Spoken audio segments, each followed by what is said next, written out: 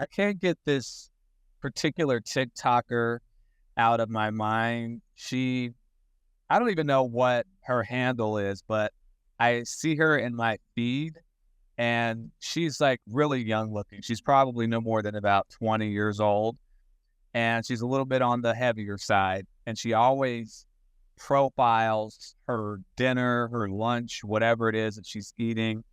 And it's just like the big staple. It's the big focus of her TikToks. I don't know if I said TED Talks before. I meant TikTok. So I'm on the TikTok platform and I see her in my feed, and she's pretty hilarious. She's just one that has no shame. She will eat her mountain of food. It can be soul food, it can be collard greens, it can be fried chicken, cornbread, or it's something that's really processed like fast food, Wendy's, or whatever it is. And she just actually sits there and eats her dinner or her lunch and just talks about how it's good, and she just does it just unabashed. And a lot of folks sometimes might be sensitive about profiling their eating and chewing and mastication and all that kind of stuff on the vid. I certainly would not do it myself, but she does. And I don't know. I don't know why she's like in my mind, but I was gonna say, "Hey y'all," because she always says that, "Hey y'all," every time she does her TikTok. But not to get it confused, we're here for our best letters. And speaking of having something to consume, I actually just came from Starbucks and got my venti peach tranquility with cinnamon powder on top. I really enjoy it, and I think they rung it up wrong and overcharged me for it, and I had to correct them. But nevertheless, all of that to say that I'm thinking about entertainment, and we are the entertainment, meaning me, meaning you, meaning everyone else that's out there. So, not very long ago, it used to be that entertainment was pretty well gatekept. It was pretty well centralized, basically coming out of Hollywood, that being the premier export around the world of entertainment. Certainly there's Bollywood as well too. There's also a sort of Hollywood that's in some of the African nations. So by no means is Hollywood the only place that controls or has this big entertainment machine, but nevertheless, of course, we know that that's the main one. But as we're going through this strike right now, so there's a SAG after strike, as that continues to unfold, and at the time of this YouTube vid, the SAG or Screen Actors Guild, not even the Screen Actors Guild, but the Writers Guild, their I'm just thinking, their strike now has been going on for several months. I think it's going into its fourth month at this point, and they're still at a stalemate. And then maybe a month or two later, the actors joined in with them in solidarity, and it doesn't seem like there's much traction there. And of course, the rumor was that one of the execs wanted to just kind of bleed the strikers dry until they started to lose their homes. And you may have heard that actor Billy Porter said that he had to sell his house because of the strike so that he could make ends meet. And maybe some other people are going through that. I saw a lesser known actor that came out of Georgia, pursued his dream, and pursued it a little bit later on in life. He was around 40 or so by the time he started pursuing it, and had a lot of rough times and tried to get started. But nevertheless, he ended up making a little bit of traction, a little bit of inroads. He was starting to get booked on a number of shows, like I think Law and Order, and he was effectively law enforcement playing one on screen. And it looked like he was about to advance to another level, to another stage in his career. And then all of a sudden, the strike happens, and now that's been totally upended and suspended up in the air and paused. And, people are striking. You've heard about the UPS strike. They were triumphant. They now have a contract that's going to lead them to earning $170,000 with compensation and benefits combined over the span of the next 5 years. It's looking like the United Auto Workers have voted to strike, like 97% of them, and there's a chance that that might happen. So people are certainly standing up to corporations. A lot of people are pushing back so that they can have access to not having to work at the office. They can actually have access to remote work. And I know some of that is separate from what I'm talking about, but at the end of the day, what I see, the golden thread is that I think that we're going to become the entertainment. I think we already are the entertainment. We are the entertainment at scale. So we don't have to just to rely on these TV shows. We don't just have to rely on what the streaming platforms provide for us.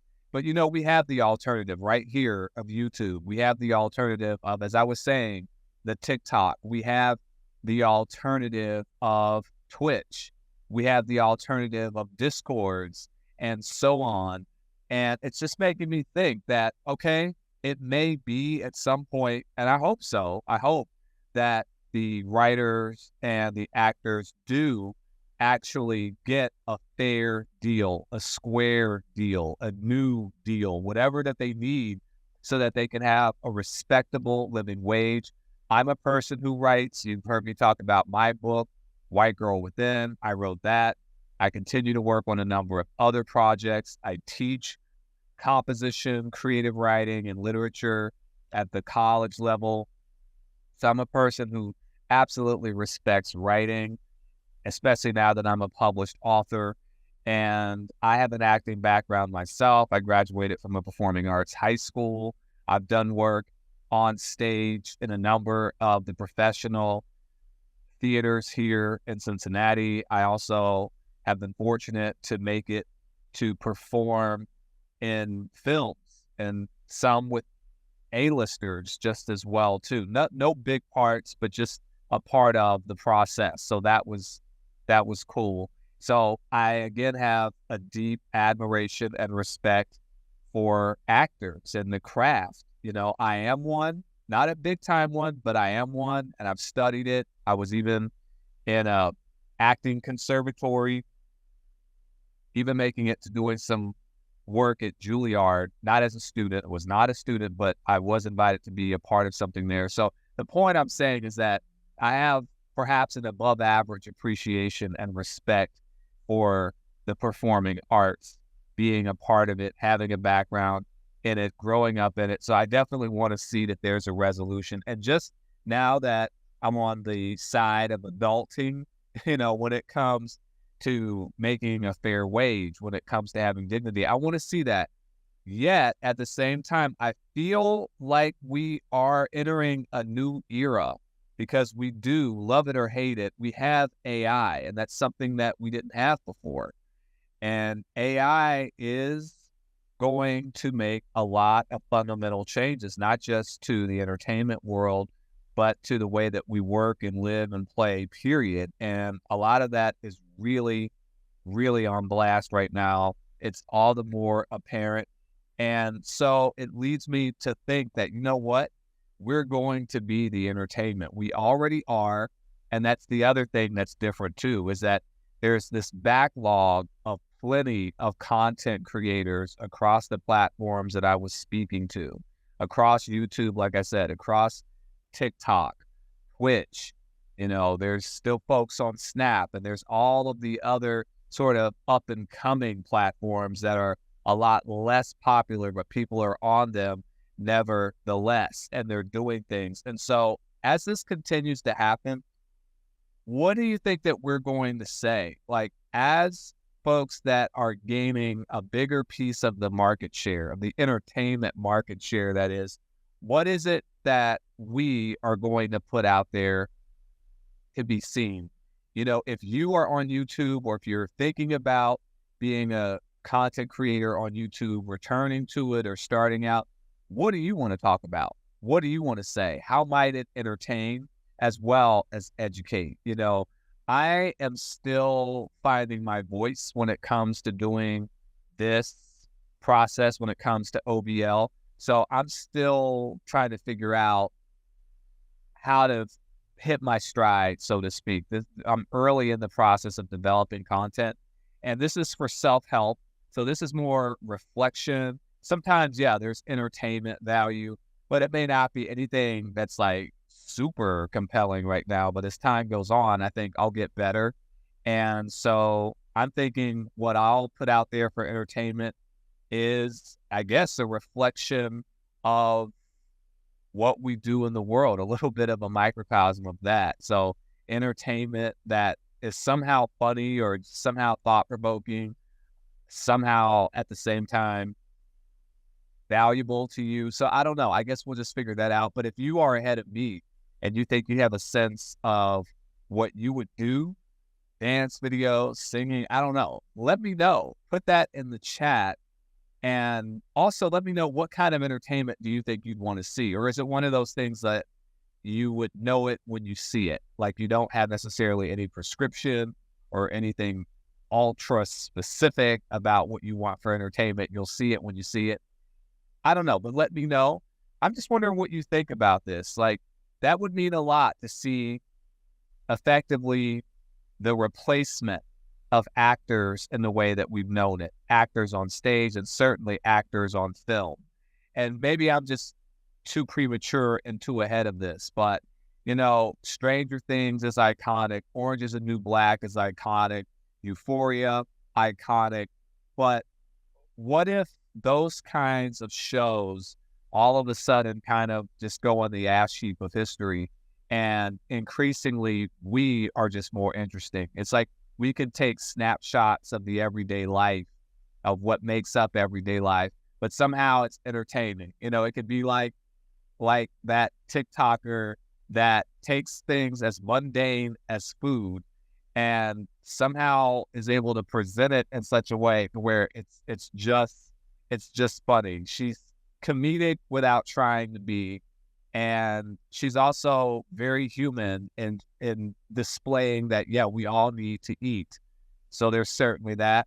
I also think that there's got to be a bit of a cautionary side to what she's doing too, because again, she is on the heavier side, and it does, you know, bring questions about proportions and wanting to make sure that you are living a healthy life. So there's certainly a message that's in there as well too. But I'm just wondering what you make of this. So don't forget to put that in the comments. I'm glad that we have the platforms that we do. I'm glad that we have a YouTube. I'm glad that things are more democratized and accessible. And even though, yeah, you can certainly get haters and the such, it is what it is. We laugh, we love, and we live regardless. But that's basically it. I just think that that is something that increasingly is going to come. We're still at the tail end of the early part of this decade. And as we progress into the middle of the decade, which interestingly enough starts as soon as January. So we're less than 6 months from actually beginning the first phase of the middle of the 2020s already. The pandemic ate up a lot, right? COVID took up a lot, I think, of the thunder of entering into what would have been, or what many would have hoped would have been, the roaring 20s. I guess it roared in an entirely different way, that's for sure. But as we move from the beginning of this decade, certainly into the middle, and absolutely by the end of this decade, I think it's going to look radically different. Just like if you rewind back and look at what the beginning of the 2010s looked like versus how the end of the 2010s looked, it was quite different. You know, in 2010, the smartphone, the iPhone, the Andes, I mean, they were just a few years into development, and YouTube was still pretty young back then as well too.